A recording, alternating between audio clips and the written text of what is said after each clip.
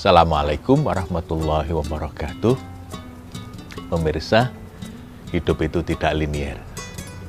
Sering kita mendapatkan anugerah, nikmat, dan karena itu kita bersyukur.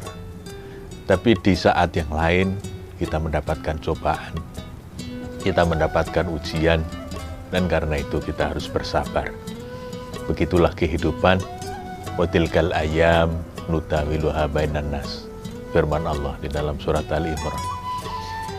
Kita silih berganti mengalami banyak hal dalam hidup.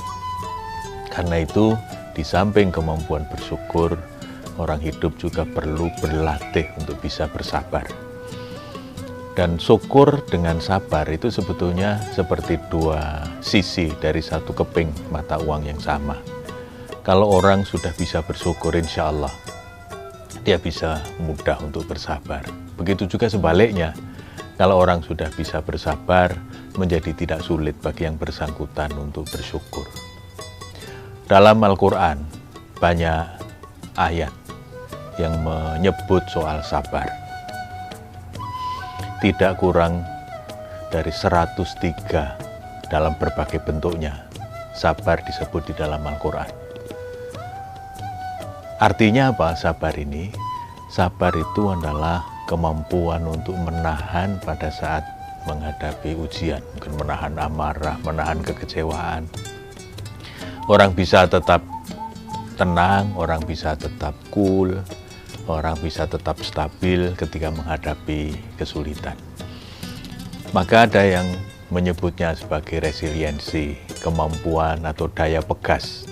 Seperti kalau kaku itu mudah patah, tetapi ketika lentur, nah ini daya lentur ini yang kemudian harus dilatih. Ketika kehidupan berjalan dengan mulus, maka banyak orang bisa melewatinya dengan lancar.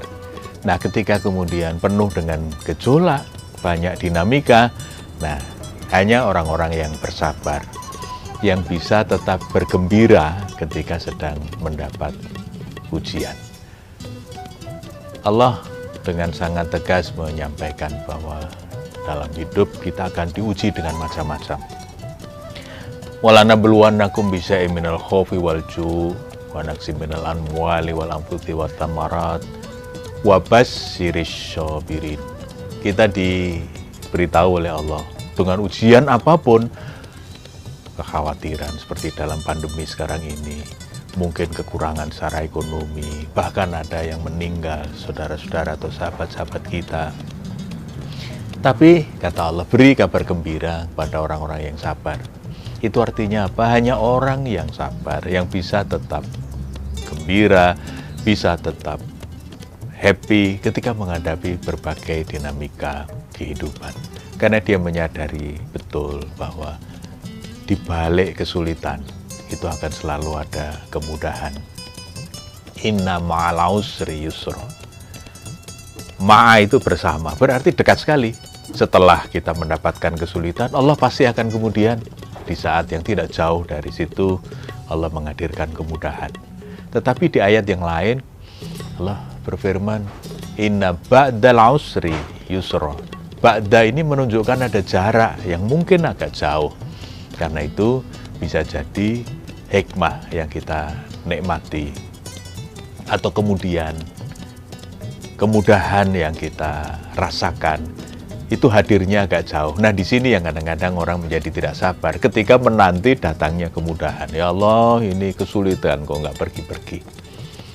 Tapi saya yakin kalau kita tetap teguh, kita tetap sabar ketika menghadapi dinamika yang tidak mudah, pasti dari situ kita mendapatkan pelajaran yang sangat berharga.